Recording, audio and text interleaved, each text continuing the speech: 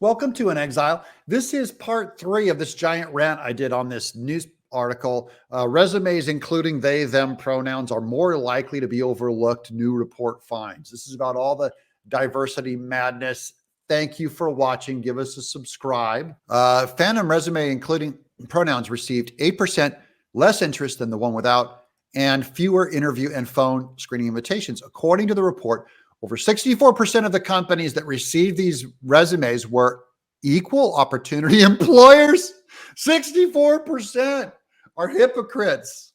They're equal opportunity employers. Boy, did they check that box off. These equal opportunity employers, they're just doing it for marketing reasons. They're just doing it for their blue-haired daughter to go, I swear, we're an equal opportunity employer. And they're hypocrites. Something that made the results even more worrisome. 64% of the companies are equal opportunity employers. I love this. This is delicious to me to watch hypocrisy happen. Hypocrisy's everywhere, guys. Don't get off too much. Hypocrisy's all over our side too. So here we go. The law. It's against the law. Even the law makes it clear that you cannot base any employment decision, hiring, terminating, or otherwise, based on their gender identity. By the way, this is a complete, the biggest fraud in the world was we would watch on Twitter all of the animation productions in Hollywood would say, look, we really want to interview non-binary. We want to favor and benefit and interview trans people. We want to interview women. We want to interview female minorities. They break this law all the time, but you were always allowed to break it going the other way. Now they're trying to call out going, hey, no one respects the law. No one ever respected this law. McGonigal says, it's incredibly disappointing and unethical that many of the hiring managers in our study would disqualify a candidate for being authentic. Is that what it is? Actually, I think they're being inauthentic. I think they, thems are structurally, foundationally inauthentic. I think they love drama. I think they're very depressed. They love attention. This is a great way to get attention. Now that is, I agree, that is absolute stereotyping.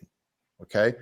What would you stereotype about me if you found out I was pro-life, against gay marriage, but just basically a biblical Christian, white, heterosexual, go to church every Sunday. I have 4 kids. What would you, we've only owned minivans. What would you say about, what would you stereotype about me? I wonder, because I'm just being authentic. And this guy's saying that they're disqualifying a candidate for being authentic. Maybe I'm just an authentic asshole. Check yourself and hold your team accountable. Zelna McGee, Senior Director of Learning and Development at CenterfieldMediaBusiness.com's holding company, says that inclusive hiring practices and workplaces have to be intentional about minimizing bias. Boy, after 25 years of this, guys, they're saying you haven't done enough work. That's all you hear about is being inclusive in your hiring. I've been to so many awful jobs, like it's all anecdotal, but they'd flat out say, Doug, the guy's less qualified, but look, he's a minority, so can you just hire him? Seriously, that literally happens at almost most jobs I've been to. They all know that's how it operates now. And this guy's saying it's embarrassing. There isn't enough of it. When you're determining your hiring process, think about how bias could be introduced and how to mitigate it. See, now they're saying if you're for merit, that it's really about bias. My bias is for productivity. McGee explains, for example, your interview panel should be diverse. Bull crap. This is what I mean. They will not have a diverse interview panel. Really? Do they have an Amish guy on there? Do they have a Shia Muslim? Do they have a Shiite Muslim with a turban on and everything on their panel? Do they have a Mormon, a devout Mormon on their panel? Do they have a Catholic, in his priest collar on their hiring panel? An Amish guy with buttons and he's milking a goat. He rode to work on a goat or on a horse. No, that's not what they mean. We all know what they mean. We want a black person, black woman, maybe a black woman lesbian, or a black woman lesbian in a wheelchair. And you just go like, okay, I get it. Okay, there's an Indian girl. They're all like, Asians, not so much. We don't need so much of them. They're overachievers. So let's not have them part of this is all just a sham. This is all kabuki theater. This is cosplay in the workplace. They don't want diversity in order to hold each other accountable and bring awareness to blind spots. It's never because of blind spots that these people aren't hired. And remember, I just now made them aware of their blind spots. YouTube, you have a blind spot. You don't have a representational amount of conservative evangelicals working for you. Conservative, Bible-believing evangelicals, Republicans, conservative Republicans. How many are you going to hire to remain diverse? How many? Because I think you're a bigot. I think you do not hire these people because you know what they believe and you don't want them. What percentage of your people gave to Trump? Only 2%. Okay. 95% give to Democrat candidates. You don't want diversity, not diversity of thought. They may want them in trivial levels. If someone is new to hiring, have them partner with someone more experienced that could bring these biases to light. So now you need like a training, a Guinan, someone to tell you how racist you are. We all have biases, true. Even if we don't want to or don't believe that we do, true. Put strategies in place to check yourself and hold your team accountable. My teams, I'm a conservative evangelical. My teams have always been more diverse by their standards. I mean, I've had more gays, minorities of every kind, people in wheelchairs. I've had a more diverse workforce than MSNBC, who's making this report out, and business.com. My teams have always been more diverse than theirs is. These people do not have white conservative evangelicals on their team because they have, this guy just now admitted it, we have a blind spot.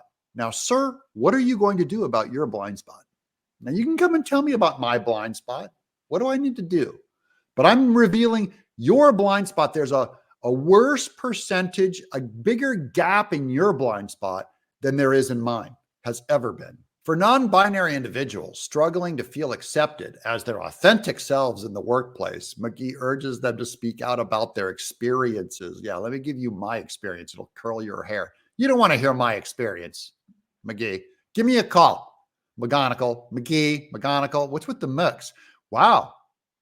I'm just saying, a lot of Irish, so white. If you have a DEIB leader in your organization, oh dear, reach out to them. It's their job to prevent and have a deep understanding of bias in the workplace. If you work for a smaller company without that function, speak to someone you can trust. Yeah, guys, they're going to turn you in. They will turn you in. Don't trust anyone. They will turn you in. What have you experienced? What's been said to make you feel othered? What's been said to make you feel othered is an actual quote in the article. Guys, you know who feels othered? My friends who are conservative evangelicals in video games.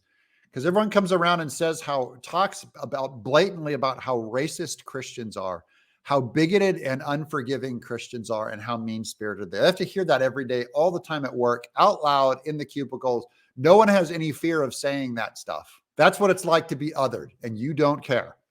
Make your voice heard. You deserve that, and you do not deserve to feel unaccepted. No, you know what my reward is for making my voice heard? I'll probably get a channel strike or have this channel removed. That's what conservatives have learned happens when you're vocal about these things. Guys, trust me, do not be vocal. Hide behind the scenes. Do the secret handshake with each other. Do not talk to your boss about it ever. Don't do it. Trust me. These are for people on the right. If you're a conservative, evangelical, white Christian, don't do it. Don't trust these people. You can barely trust your friends. Your families will turn you in. I'm Doug in Exile. So that was part 3, and this concludes our giant rant on that article. If you missed any of the episodes, go back and find them and watch them. Give us a thumbs up. Let us know what you think. Of course, thank you so much for subscribing. This has been Doug in Exile, a 3-part special.